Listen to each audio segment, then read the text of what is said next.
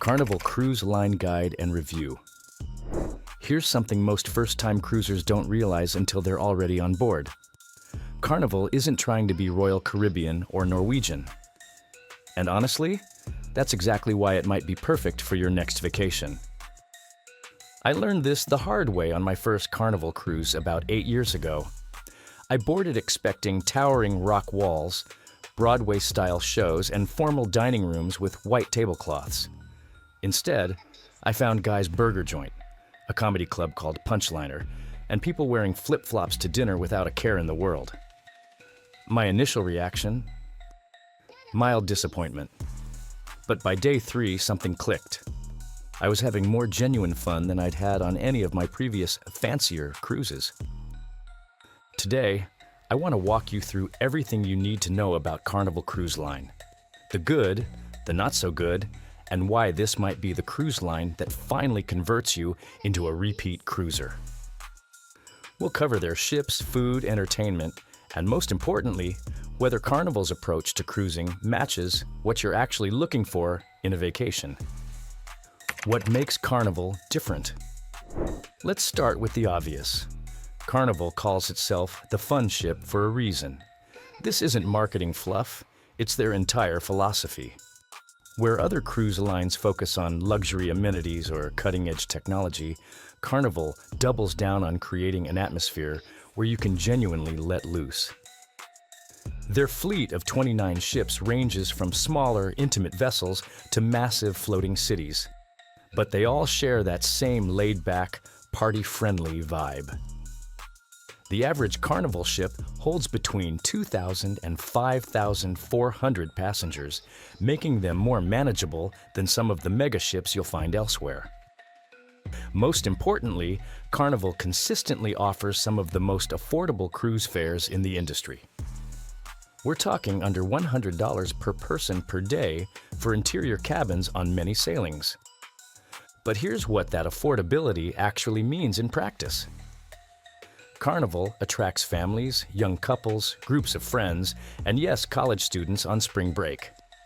The demographic skews younger and more casual than premium cruise lines. If you're hoping for a quiet, refined experience, this might not be your crowd. But if you want an atmosphere where karaoke gets rowdy, pool games get competitive, and nobody judges you for ordering a third burger from Guy's, you're in the right place. The cruise line has built its reputation on being accessible. They sail from more ports than any other cruise line, including smaller cities like Mobile, Alabama, and Charleston, South Carolina. The strategy is simple. Make it easy for American families to drive to their cruise rather than flying, keeping the overall vacation cost down. It's a philosophy that permeates everything they do. Food, better than you'd expect, different than you might want. Let's address the elephant in the room. Carnival's food has a reputation for being basic, and in some ways, that's accurate. This isn't a cruise line that's going to serve you molecular gastronomy or source ingredients from local farms. But what Carnival does serve is consistently good comfort food that actually tastes like comfort food. The main dining room offers solid, if unremarkable, sit-down meals for breakfast, lunch, and dinner. They feature traditional cruise fare, think prime rib, grilled salmon, and pasta dishes, executed competently, but without much flair. The real star of Carnival's dining, though, is their casual poolside options. Guy's Burger Joint, available on every ship, serves legitimately excellent burgers. I'm talking fresh, juicy patties with perfectly seasoned fries. They make around 1,000 burgers per day on each ship, and you can taste the difference compared to typical cruise ship fare. You can build your own burger or order from the set menu, and the quality consistently impresses me. Blue Iguana Cantina brings surprisingly good Mexican food to the pool deck, with fresh tacos and burritos available throughout the day. They even serve breakfast burritos in the morning, which have become a personal favorite of mine on sea days. The pizza available nearly 24/7 rivals what you'd find at a decent pizzeria on land. You can order personal-sized pizzas made to order or grab slices throughout the day. The panini shop offers better than Subway sandwiches that are perfect for a quick lunch. On newer ships, you'll also find Shaq's Big Chicken, which honestly gives Chick-fil-A a run for its money with crispy chicken sandwiches and homemade sauces. The breakfast sandwiches here are particularly good, and the variety of dipping sauces adds a nice touch.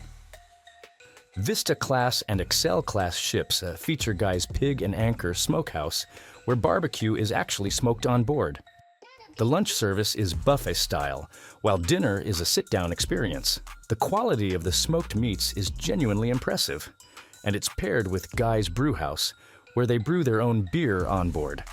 The specialty dining restaurants, Fahrenheit 5, 5-5 Steakhouse, Bonsai Sushi, and others, are hit or miss.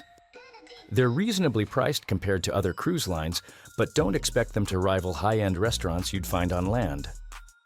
The exception is on Excel Class ships, where restaurants like Emerald's Bistro offer genuinely elevated dining experiences. Excel Class ships also feature Chibang, an Asian-Mexican fusion restaurant that's complimentary for lunch and dinner, and Cucina del Capitano serving Italian cuisine. These venues show Carnival's commitment to improving their dining options on newer ships. But here's the thing about Carnival's food philosophy. It's designed to be approachable and satisfying rather than impressive. If you're someone who gets genuinely excited about a perfectly grilled burger or fresh tacos by the pool, you'll love eating on Carnival. If you're a foodie looking for culinary adventures, you might find yourself wanting more variety and sophistication. And please, whatever you do, don't miss the chocolate melting cake. It's available every night in the main dining room, and I genuinely think it's the best dessert at sea.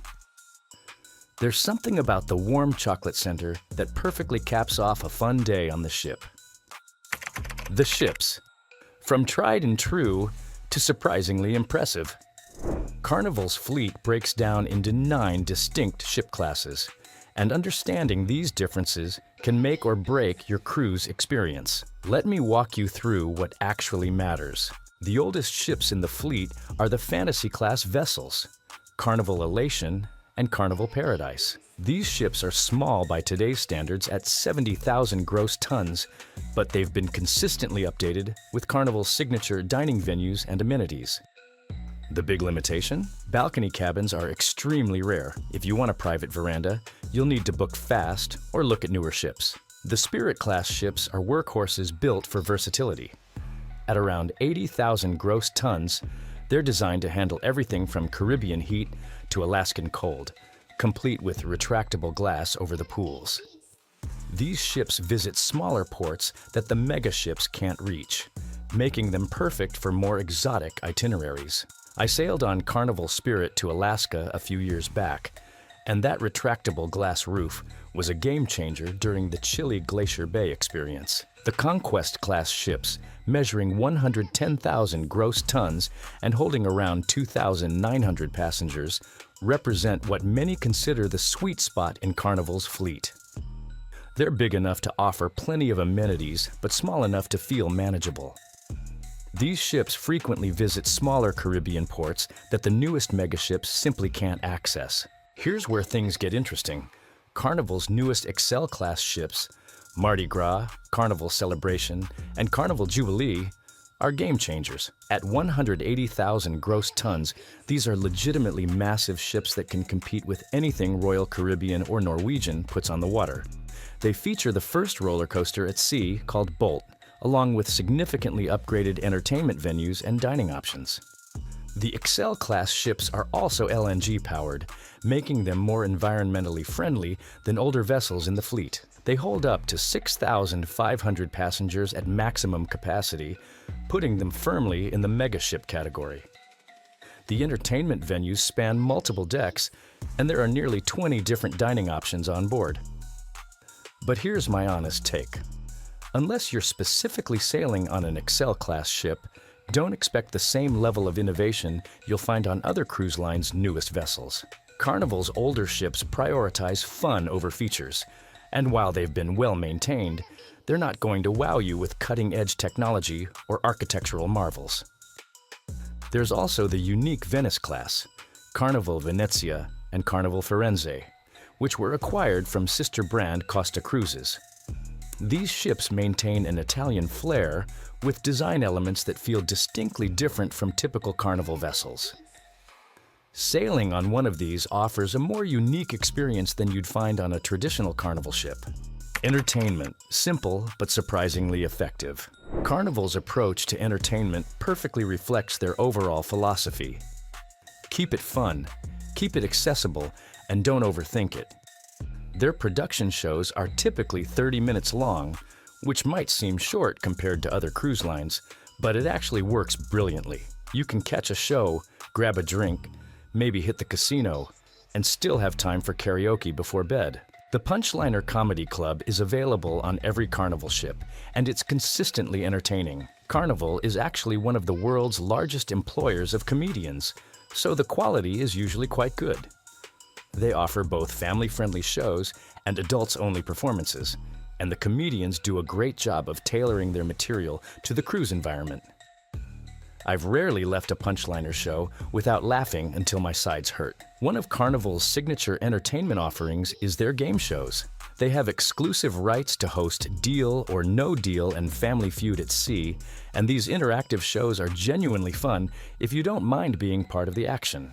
The energy in the room during these shows is infectious, and even if you're not normally a game show person, you'll probably find yourself getting caught up in the excitement. Piano Man and karaoke are staples of the Carnival experience. The Piano Man performances are interactive sing-alongs that get the entire venue involved, while karaoke tends to be one of the most popular late-night activities. Both offer that unpretentious fun that Carnival does so well. Now, here's where the Excel-class ships really shine. The entertainment venues on Mardi Gras, Carnival Celebration, and Carnival Jubilee are significantly more sophisticated than the rest of the fleet. The shows are longer, the production values are higher, and the technology is genuinely impressive. If entertainment is a priority for you, these ships offer experiences that can compete with any cruise line. The Excel-class ships feature multiple entertainment venues, including the innovative center stage that spans 3 decks in the atrium. However, be prepared to arrive early for shows here. The unique design lacks traditional seating, so people line up well in advance to secure spots. Activities and attractions, fun for the whole family. Carnival's top decks are designed around the idea that cruise activities should be immediately accessible and genuinely fun. Most ships feature WaterWorks, their water park area with multiple slides that are surprisingly thrilling even for adults. I've found these slides to be more exciting than expected, with genuine moments of adrenaline rush. The Sky Course Ropes course takes you on zip lines and suspended bridges around the ship, including sections that hang over the ocean. It's complimentary and suitable for most ages, offering a unique perspective of the ship and ocean. The feeling of being suspended over the water while the ship moves beneath you is both thrilling and slightly terrifying. Sports courts, mini golf, and walking tracks are standard across the fleet. The walking tracks can get busy with families, but they're a great way to stay active during sea days. Basketball and volleyball courts often host organized games, and you'll find plenty of pickup games throughout the day. The newer ships add more elaborate attractions. Excel-class ships feature the Bolt roller coaster, which costs $15 for 2 laps, but offers a genuinely unique experience you can't get anywhere else. It's faster and more intense than I expected, and the views from the top are spectacular. For families, Carnival's Camp Ocean program is outstanding. It's available for kids from 6 months to 17 years old, with age-appropriate activities and trained counselors. The programming is free until 10 p.m., and you can pay extra for Night Owl's late-night childcare if you want adult-only time. The program divides children into age groups: penguins, 2 to 5 years, stingrays, 6 to 8 years, sharks, 9 to 11 years, with separate programs for tweens and teens. Activities include arts and crafts, games, movies, and age-appropriate entertainment. The staff is well-trained and genuinely enjoys working with kids. Adults looking for quieter spaces can retreat to Serenity, the adults-only deck area available on most ships. It's never as peaceful as similar areas on premium cruise lines, but it's a respite from the general energy of Carnival's public spaces. The deck chairs are comfortable, and it's a great place to read or nap. Cabins comfortable, functional, and surprisingly spacious. Carnival's cabin philosophy is straightforward. Give you a comfortable place to sleep and get ready, but don't expect to spend much time there. Interior cabins are genuinely well designed, with clever storage solutions and everything you need for a cruise vacation. The bathrooms on newer ships are particularly impressive, with surprisingly spacious showers. The newer cabins feature light woodwork with blue and cream accents, creating a fresh, modern feel. Older cabins have darker wood tones, but remain functional and comfortable. Storage is thoughtfully designed, with drawers under the bed, closet space, and bedside storage. If you want a balcony, book early, especially on older ships. The Fantasy-class vessels have very few balconies available, and they go quickly.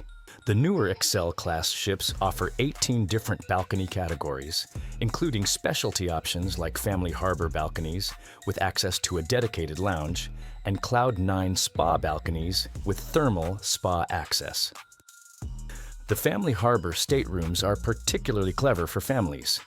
They're located near the Family Harbor Lounge, which serves kid-friendly meals like mac and cheese, PB&J sandwiches, and chocolate chip cookies. It's a great way to keep kids happy without dragging them to the main dining room.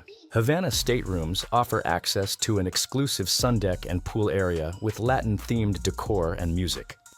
It's a unique twist on the traditional balcony experience and tends to attract a lively crowd.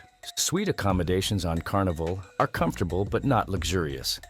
They're significantly more affordable than suites on premium cruise lines, but you'll get what you pay for in terms of amenities and service level. The Excel-class ships have the most impressive suites, with 180 available and multiple tiers of luxury.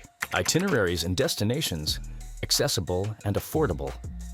Carnival's route strategy revolves around making cruises accessible to American families. They sail from more ports than any other cruise line, including smaller cities like Mobile, Alabama, and Charleston, South Carolina. The idea is that you can drive to your cruise rather than flying, keeping costs down. The majority of Carnival's itineraries focus on the Caribbean, Bahamas, and Mexican Riviera, destinations that offer warm weather, beautiful beaches, and straightforward port experiences. These aren't exotic, off-the-beaten-path destinations, but they're reliable and family-friendly.